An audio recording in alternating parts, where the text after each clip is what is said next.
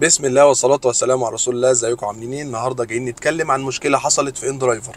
المشكلة دي كانت ممكن تودي الكابتن في داهية او يتحبس لفترة طويلة او كده. المشكلة فين او القصة فين؟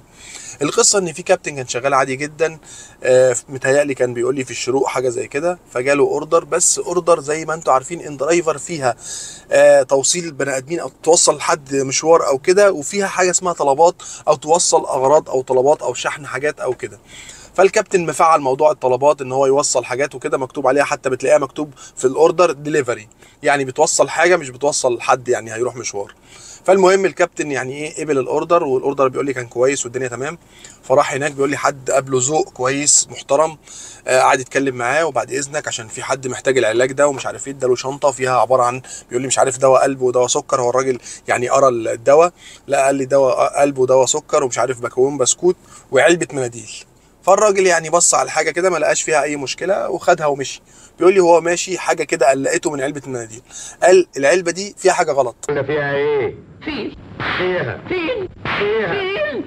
راح الراجل فتح علبه المناديل زي ما انتم شايفين كده. علبه المناديل طلعت كارثه، طلع فيها حشيش وفيها انا ما اعرفش الانواع دي. فهو الراجل بيقول لي حاجه اسمها هيدرو حاجه زي كده، وشابو، حاجات اللي هي الغريبه اللي طالعه جديد دي، وهيدرو ما هيدروش والكلام الفاضي ده. فالراجل يعني بيقول لي الراجل اتصدم من اللي هو شافه. حتى هو الصوره صور لي الحاجه دي اهي موجوده اهي قدامكم. فبيقول لي الموضوع صعب جدا، ان تخيل انت بقى لو هو الراجل ده مثلا كان مخنوق منه ومبلغ عنه، او الراجل ده كان متراقب واعتبروه ان هو بيشتري منه او الحاجه دي، وكان رايح يودي الحاجه دي مدينتي.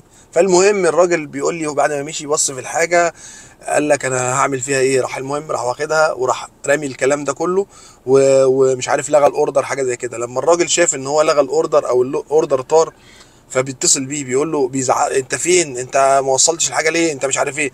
قال له الحاجه دي انا هوصلها، بس هوصلها للشرطه وهجيبهم لك لغايه بيتك وهديهم رقم تليفونك. راح الراجل قافل في وشه بسرعه وراح عامل له بلوك، حتى حاول يكلمه تاني عمل له بلوك طار. فهو فاهم هو بيعمل ايه. يعني المصيبه فين؟ ان انت حاول موضوع التوصيل، يعني احنا بنشتغل بالعربيه بنوصل ناس مش عارف ايه، فيا ريت الناس تقفل موضوع التوصيل او الدليفري ده في ان درايفر، عشان انت ما تعرفش انت بتوصل ايه. يعني الراجل بص على الحاجه كده مبدئيا، لما الراجل يعني احنا قلنا قبل كده بص على الحاجه اللي تجيلك هتوصلها في مكان او كده، فالراجل بص عليها مبدئيا كده لقاها حاجات عاديه يعني. بعد كده اكتشف اللي فيها ده وصوره لنا اهو. فانت ما تضمنش انت رايح لمين. والراجل بيقول لي ما كانش شكله وحش او واحد مسجل، او قال لك ده راجل شكله محترم ولابس لبس كويس وساكن في حته كويسه والدنيا تمام يعني. فطلع في الاخر يعني ايه بيوصل مخدرات او ديلر بتاع مخدرات. هو مش بالشكل ولا بالمكان ولا بالكلام ده. فاحنا بنحاول نوصل الفكره دي للناس عشان خاطر الناس تاخد بالها. انت نازل تاكل عيش وطالع عينيك وبتسف التراب في الشارع، وفي ناس يعني ايه بيستغلوك ان هم يوصلوا شغلهم من خلالك او ان هم يكسبوا من خلالك. ولو اتمسك او حصل اي مشكله والله ولا هتنفعك ان درايفر ولا هتنفعك اي شركه، والراجل هيتخلى عنك زي ما هو اتصل بيه عمل له بلوك. اقل حاجه دي يعملها، مش فارق معاه اي حاجه، هو اهم حاجه يبقى في الامان، انت تغور في 60,000 داهيه. فاحنا بنحاول نوصل الفكره للناس عشان خاطر تخلي بالك. انت نازل تاكل عيش، مش نازل من بيتك لا قدر الله تتحبس يحصل لك حاجه، محدش هيدور عليك ولا شركات ولا زفت ولا حتى اللي بعت معاك الحاجه. فالموضوع بقى صعب جدا يعني. حتى الديلر بيستخدموا الابلكيشن ده عشان ايه؟ يلبسوك انت في حيط وهو بيبقى بعيد عن الكلام ده. انا بس حبيت اعرض المشكله دي عشان خاطر في ناس كتير ما تعرفش الكلام ده وما يتدبسش في حاجه غلط او يحصل له كده او كده او كده. اهم حاجه بقى لو عجبك الفيديو اشترك في القناه وفعل زر الجرس عشان يوصلك مننا كل جديد، واي حد عنده اي مشكله ابعتها لنا. وقبل ما تقفل الفيديو صلي على النبي، واشوفك الفيديو الجاي ان شاء الله.